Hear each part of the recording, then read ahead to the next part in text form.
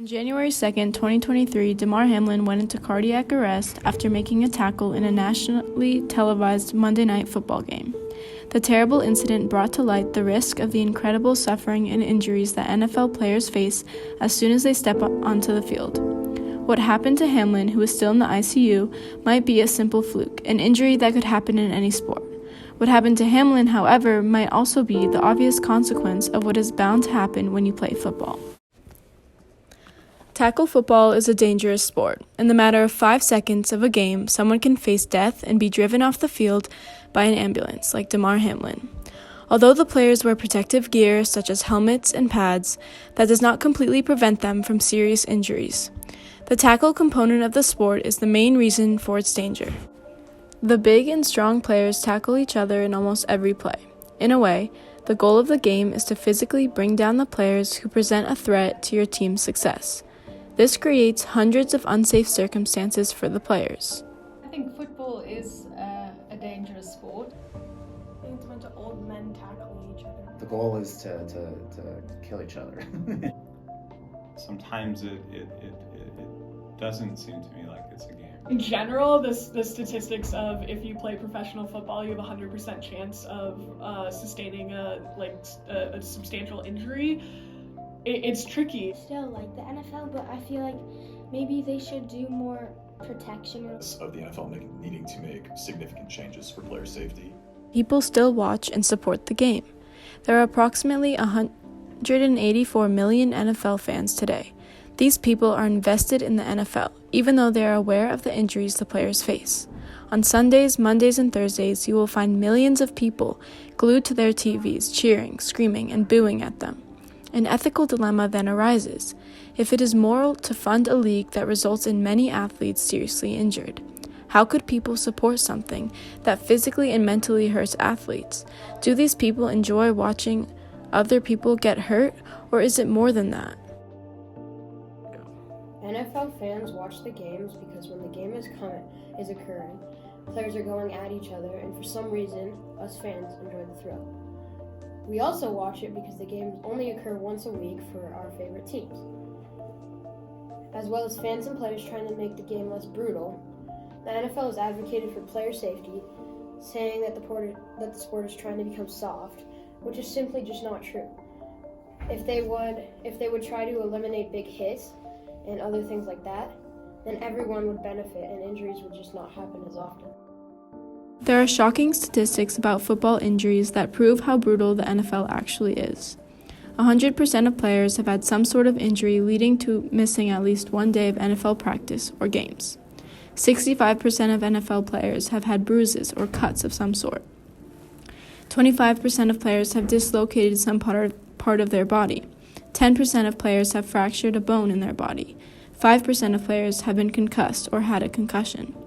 Keep in mind, 1,696 players make up the NFL's rosters, so the 5% who have been concussed is around 85 football players. These statistics prove how brutal and violent the sport can be, but is that enough to stop people from watching and supporting it? If you look back at how humans have enjoyed being entertained since the olden days with the gladiators, I mean, there's always an interest for humans they like combat. Yeah. They like brutal force. They like watching humans beat each other up. Generally speaking, the comparison between American football and Roman gladiators is mainly about the two sports' big focus on violence. There's something significant to this, but it also has flaws. Football isn't mainly about violence, it's about all kinds of incredible athletic players moving the ball to score. By contrast, gladiator games were mainly about men killing one another. The comparison is a stretch, but the question is, if fans of football watch it for the violence like they did in ancient Rome with gladiators, or if there's more to football than its brutality. I mean, yeah, it's definitely like a little bit exhilarating to watch some big hits on the field, but it's also scary at the same time. I would watch football if it were touch football. If it was like flag football, would it be like as interesting? Definitely not. So would you consider watching football as like watching others suffering in a way? Suffering? I don't think so. NFL players are being paid millions of dollars. They're working to play football. They want to play football, and they're being paid huge amounts of money. So, they're not suffering at all. Demaryius Thomas, here wide receiver of the Denver Broncos, passed away at the age of 33. While his cause of death was not specifically related to brain damage, his brain was studied and he was found to have chronic traumatic encephalopathy. Breaking news in Broncos country this morning, we have learned Demaryius Thomas has been posthumously diagnosed with stage 2 CTE. That's a brain disease that can only be determined with brain evaluation after death. Thomas died in December of last year at the age of 33. It was initially believed that he died from medical complications stemming from a crash back in 2019.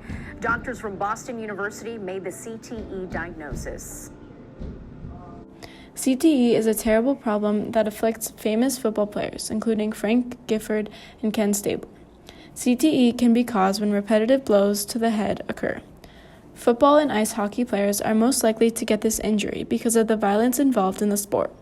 As well as preventing athletes from playing their sport, CTE can have long-term effects and could result in an earlier death. Having played football myself, I sometimes worry, is there going to be a time where I'm going to have some of these symptoms because I took a lot of hits and had concussion? She said, let me tell you something. I'd be more shocked if he didn't have it.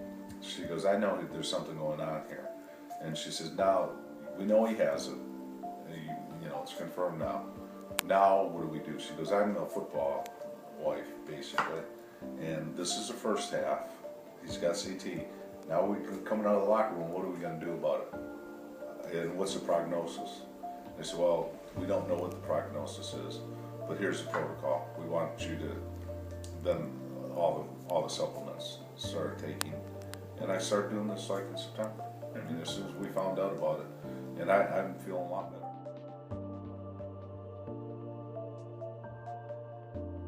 I think it was like 2 years ago in Beaver Creek when I played football with my brother in the snow, and it was really fun.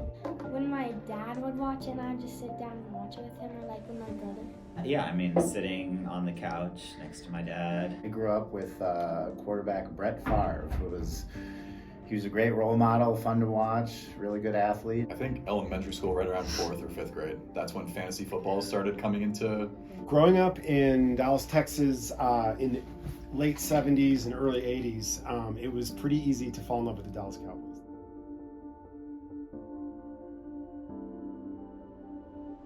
It could have just been a freak accident. I think it was really scary, especially stuff like that can happen in a sport, and that it's not completely unheard of that has happened playing football. I think with athletics, we tend to live in a very reactionary world. A jarring reminder of all the other violence that happens.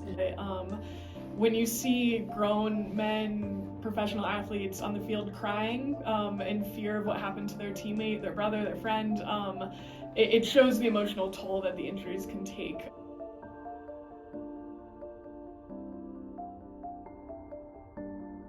I think it is ethical to watch them because I think that they are providing, they're doing a performance, if you will, and It's really a hard question. When people go into the league, they accept the risks of playing the game, so I think it's okay. Because it's consensual. Yes. Okay. Athletes recognize that, there's a risk that they're taking, I guess, when they're walking on the field and they signed up for it and know the risks and are usually compensated for it, at least financially, that I think it's okay because they're okay with it. Okay. They sign contracts, rather large contracts, bigger than teachers' contracts. And there's a certain risk involved. These people are making their own decisions. Living out a dream, and the dream is I think dangerous. that we have a lot of more disturbing things to do as human beings that are unethical. Man, I may look back on this later and think, wow, that was not a morally defensible thing for me to be doing. They are performers, and in a way they agreed to do it. Well, I mean, Jeremy Bentham, the father of utilitarianism, would approve of fans supporting the NFL. His general philosophy is to maximize the greatest good for the greatest number of people. Regarding the NFL, with 184 million fans or something like that who enjoy watching the game, their happiness is greater than the suffering of the athletes who might get injured. If the world took away the NFL because of its danger, the majority would become unhappy due to the decision. And Bentham would argue with that, and he would argue to keep the NFL. I think it's fine to support something like the NFL. Again, there's risk involved in almost any endeavor. It's a business. Why do you watch the NFL? It's entertaining. It's fun. Yeah. It's beautiful. It's pageantry. It's strategy. It's just for some of the people who play, it is such a source of joy. Like any other sport, there's an entertainment side to it. We asked people if they think supporting and watching the NFL is morally defensible, and this is what they answered. Yes. Yeah. Yes. Yes. Yes. Yes. Yes. Maybe. Yes. So many people watch the sport, knowing how dangerous and violent it can be. This is why the NFL is still going. People enjoy keeping up with their teams and watching athletes play so seriously. Yes, tackling is dangerous and part of the sport's entertainment, but that doesn't prevent fans from watching it. The NFL has been around since 1920, and from then on, it has attracted millions of fans. To strip these fans from their guilty pleasure of watching the game would be impossible without the political protesting against it. Instead, the league should consider adopting better safety protocols for their players. There should be future advances that protect players' safety, while still keep the fans entertained. Safety should always go first, and let's hope the NFL realizes this after Damar Hamlin's injury.